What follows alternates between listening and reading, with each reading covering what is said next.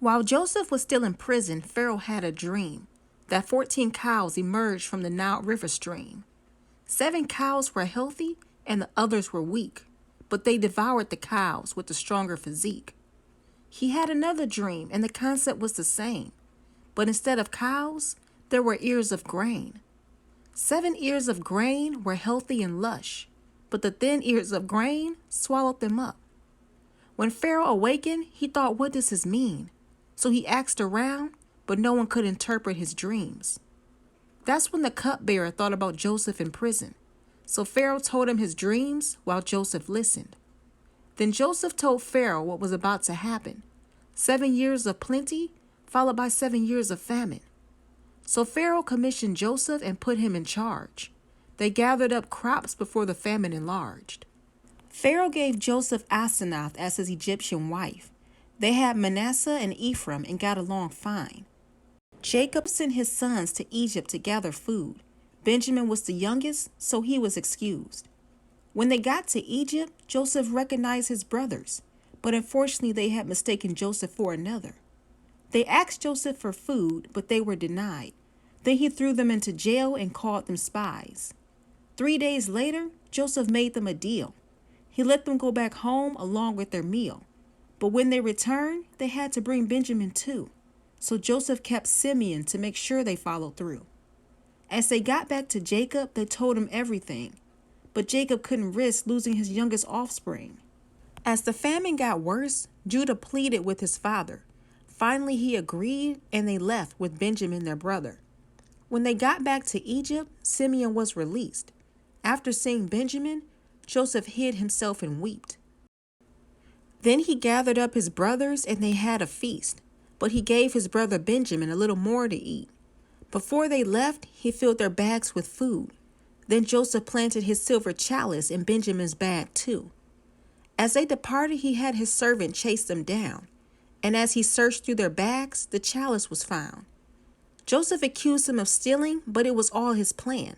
He told them Benjamin had to stay as a slave in his land. His brother Judah cried and pleaded to let him go.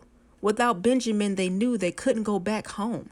Joseph tried and he tried to keep his emotions inside, but he just couldn't hold it in, so he started to cry.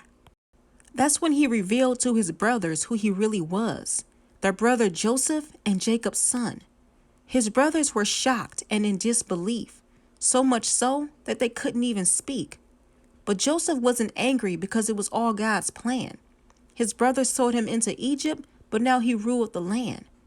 His brothers told Jacob so he could see his son again, and Pharaoh blessed his family with wealth and land.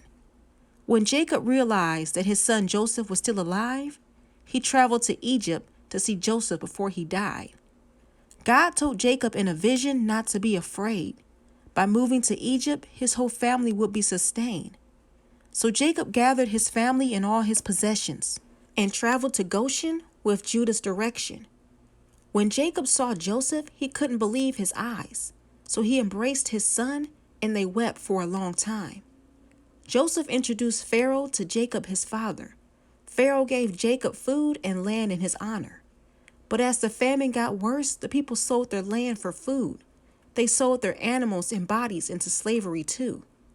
Joseph gave the people's possessions into Pharaoh's hands.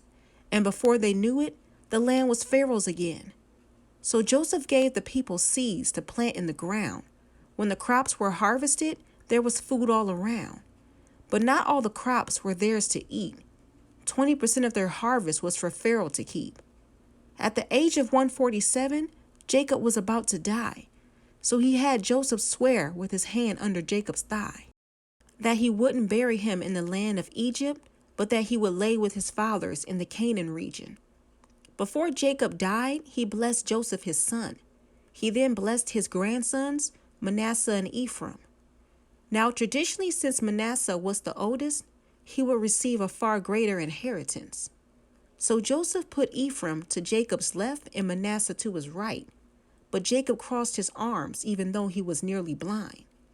Joseph tried to correct him, for he thought he made a mistake. But Jacob reaffirmed him that God designed it that way. Just as Jacob was about to surrender his life, he gave Joseph the land that he took from the Amorites. Then Jacob gathered his sons, telling them their futures and their fate, and he went on to discuss their personality traits. Then Jacob died and was buried in a cave, the cave of Machpelah, where his ancestors laid. The process of embalming him took 40 days. The people continued to mourn as they buried him away.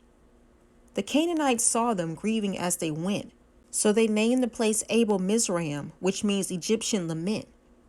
Later, Joseph's brothers apologized again for their past decisions, but Joseph reassured them that their sins were forgiven. Joseph was embalmed in a coffin at the age of 110. In the land of Egypt is where his life came to an end.